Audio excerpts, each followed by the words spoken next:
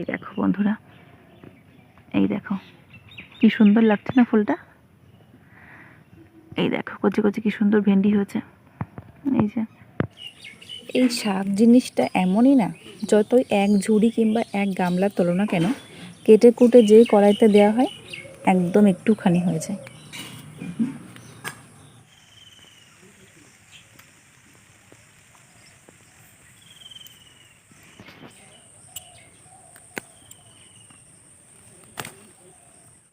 Hello everyone, good morning সবাইকে। গৌরব রূপা ভ্লগে নতুন একটি ভিডিওর সঙ্গে তোমাদের অনেক স্বাগত, অনেক ভালোবাসা। তোমরা সবাই কেমন আছো? আশা করছি সবাই ভালো আছো, সুস্থ আছো, আর আমরাও ভালো আছি। এখন সকাল 6টা বাজে।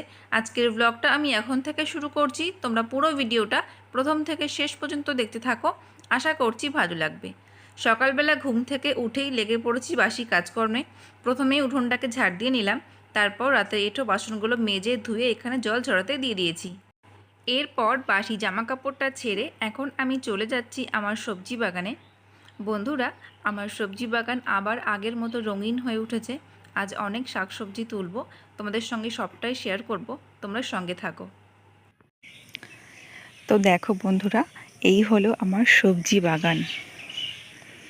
লাল শাকগুলো না বৃষ্টিতে অনেক মরে গেছে, সবগুলো চারা বেরিয়েছিল কিন্তু সবগুলো আমি বড় করতে পারিনি, বৃষ্টিতে অনেকগুলোই মরে গেছিলো। তো যা হয়েছে আমাদের একদিন হয়ে যাবে।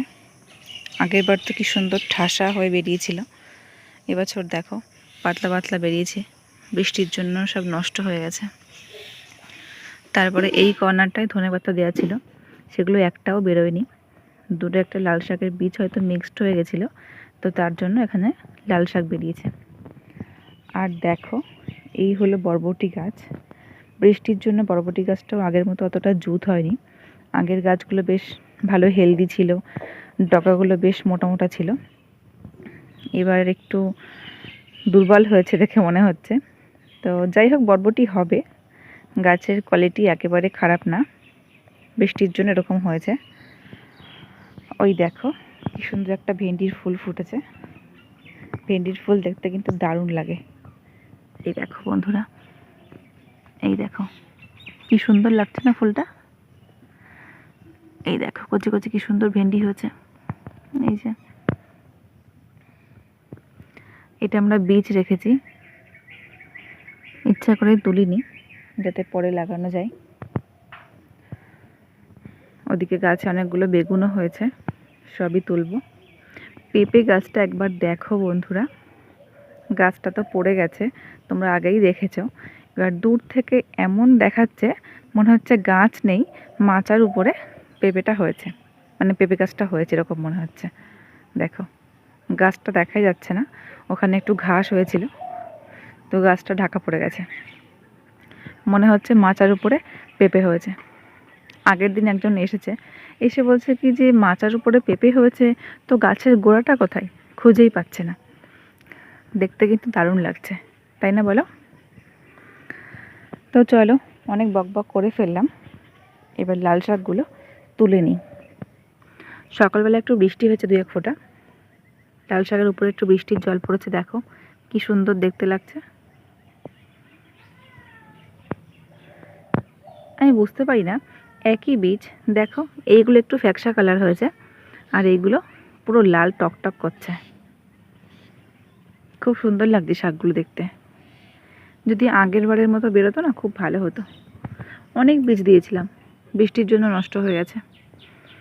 এগুলো খেয়ে নিয়ে আবার লাগিয়ে দেব। সকালবেলা বসে গেছি শাকসবজি জোগাড় করতে। তো চলো বন্ধুরা, তোমরা পুরো ভিডিওটা স্কিপ না করে কন্টিনিউ করো, তোমাদের সঙ্গে আবার পরে কথা হবে।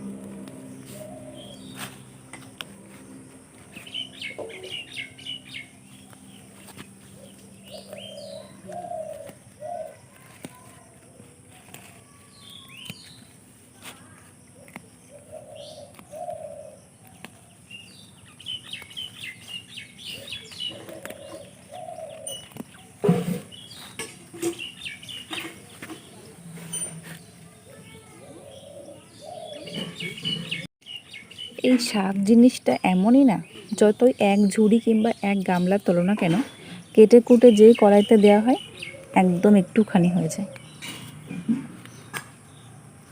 আগে এবার কত শাক হয়েছিল, ভেবেছিলাম এবারও হবে। যেদিন আমি বীজগুলো দিয়েছি তার পরের দিনই বৃষ্টি। জায়গাটা আরেকটু মাটি দিয়ে সার দিয়ে উঁচু করতে হবে। আগের বার তো তোমার দাদাভাই লাগিয়ে দিয়ে গেছিলো, এবার আমি লাগিয়েছি। তো আমাকে বলছিল অতটা সহজ না, এরপরে মাটি দিতে হবে আর একটু উঁচু করতে হবে, যেহেতু বর্ষাকাল বৃষ্টিতে ধুয়ে যেতে পারে। তো আমাকে বলছিল যে সব কিছু অতটা সহজ না। তো এবার এই শাকগুলো খাওয়া হয়ে গেলে এর উপরে গোবর সার মাটি দিয়ে অনেকটা উঁচু করব, তারপর আবার নতুন করে বীজ দেবো। যদি মাটি দিয়ে উঁচু করা থাকতো তাহলে বীজগুলো ধুয়ে যেত না। আর জল বেঁধেছিল জানো না, তাই কদিন সেই ভীষণ বৃষ্টি হলো না, সারাদিন বৃষ্টি, ঠিক সেই সময়টাই লাগানো হয়েছিল। তোমরা তো সবটাই জানো, তোমাদের সঙ্গে আমি সবটাই শেয়ার করেছি। তো বৃষ্টির জন্য এই হাল হলো। বাবা তো একবার স্টেপ নিয়েছিল যে মাঠে লাগাবে লাল শাক। যখন আগের বার বাড়ি এলো তোমাদের দাদা ভাই, তখন বলছিল যে মাঠে কিছুটা জায়গা লাল শাক লাগানো হবে। তো বৃষ্টিতে যেই দেখেছে বাড়ি এইটুকুই নষ্ট হয়ে যাচ্ছে, তার জন্য বললো যে দরকার নেই, মাঠে খালি খালি খাটনি হবে কিন্তু নষ্ট হয়ে যাবে, তার জন্য লাগানো হয়নি। এই সামনেই শীতকাল আসছে, শাক সবজির সিজন, পুরো বাগানটা আমি রঙিন করে তুলবো, অনেক কিছু লাগাবো। তোমরা কিন্তু আমার চ্যানেলের সঙ্গে থেকো। আমার ভিডিও তোমাদের কীরকম লাগছে কমেন্টে জানিও। তোমরা আর কী ধরনের ভিডিও দেখতে চাও সেটাও আমাকে জানিও। প্লিজ প্লিজ আমাকে সাপোর্ট করো, আমার পাশে থেকো। আমি চেষ্টা করব তোমাদের মনোরঞ্জনের জন্য তোমরা যেমনটা চাইবে ঠিক সেরকম ভিডিও তুলে ধরতে।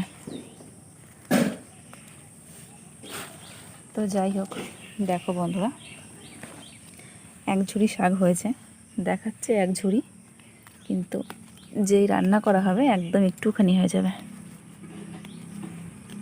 কমপ্লিট শাক তোলা আমার কমপ্লিট। আর যেগুলো ছোট ছোট আছে এগুলোকে তুলবো, এই করে রেখে আর কী লাভ, তুলেই ফেলি। তারপরে আবার এখানে মাটি টাটি দিয়ে নতুন করে লাগানো হবে। ঝিরঝির করে বৃষ্টি পড়ছে, আই রে বৃষ্টি এসে গেল, বৃষ্টি এসে গেল।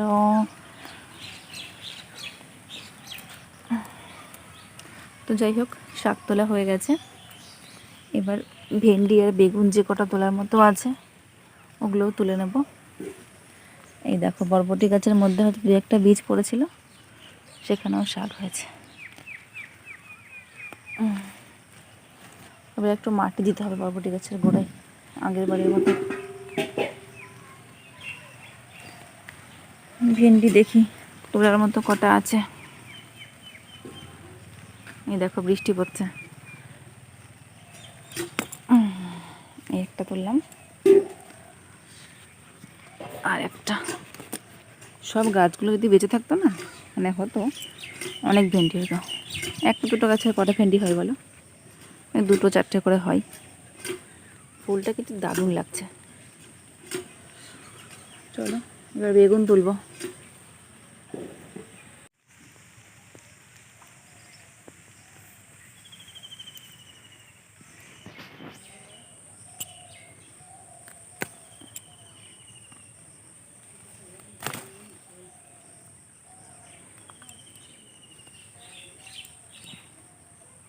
এটা একটু ছোট, অনেক কটা জালি পড়েছে। এই একটা তোলার মতো হয়েছে, এই যে তিনটে তুললাম, এখনও 4-5টা আছে ছোট, ওগুলো বড় হোক।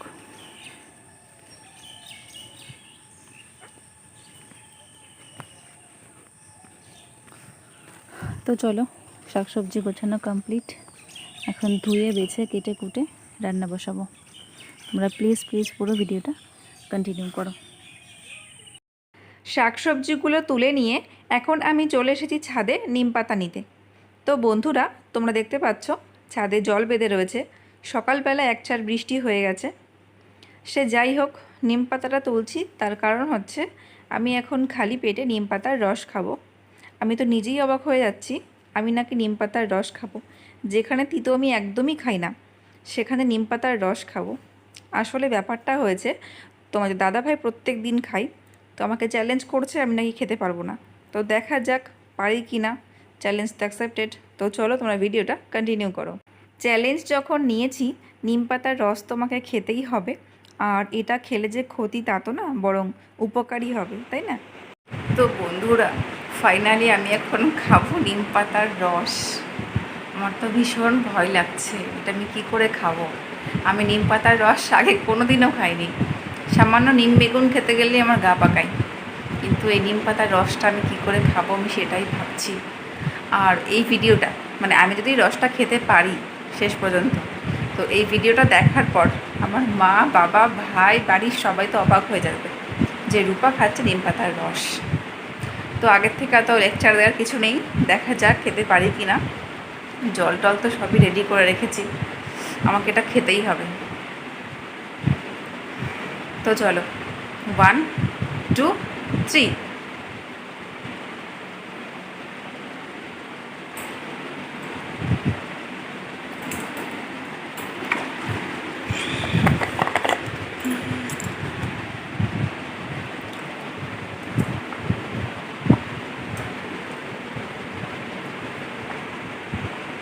বাবা, ফাইনালি খেয়ে ফেলেছি। আমার মুখ টুক পেট পর্যন্ত দিতে হয়ে গেল।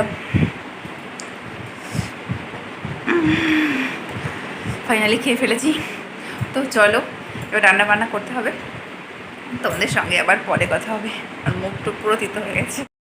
সকালে রান্নাবান্না আমার কমপ্লিট। এখানে রয়েছে বাদাম দিয়ে লাল শাক ভাজা, এদিকে রয়েছে সামুদ্রিক মায়া মাছের সর্ষে বাটা, লঙ্কা ভাজা রয়েছে, এখানে রয়েছে মুসুরির ডাল, আর এদিকে রয়েছে নোটে শাক ভাজা। তো চলো খাওয়া দাওয়াটা করে নিই, তোমাদের সঙ্গে আবার পরে কথা হবে। বিকালবেলা আমি, মা আর দিদি এসেছি মাঠ ঘুরতে। তো দেখো বন্ধুরা, আকাশটা কত সুন্দর আর চারিদিকের পরিবেশটাও দারুণ, পুরো সবুজ আর সবুজ, খুব ভালো লাগছে। আর বেশ ফুরফুর করে হাওয়া দিচ্ছে। বিকালবেলা মাঠে আসলে মনটা পুরো ভালো হয়ে যায়। তো এই হলো আমাদের তিলের জমি, তোমাদেরকে আগেও দেখেছি ভিডিওতে। প্রচুর শাক হয়েছে, মা ওদিকে শাক তুলতে লেগেও পড়েছে, দিদিও তুলছে, আমিও তুলবো। প্রচুর শাক হয়েছে, প্রচুর। দেখো, মাঠের থেকে বাড়ি এসে আমি এখানে বসে গেছি আটা মাখতে। আমাদের গ্যাসটা এখনও ভরা হয়নি, তো উনুনেই রুটি করতে হবে, তার জন্যই সকাল সকাল বসে গেছি। রান্নাবান্না কমপ্লিট করে বসে যাব টিভি দেখতে।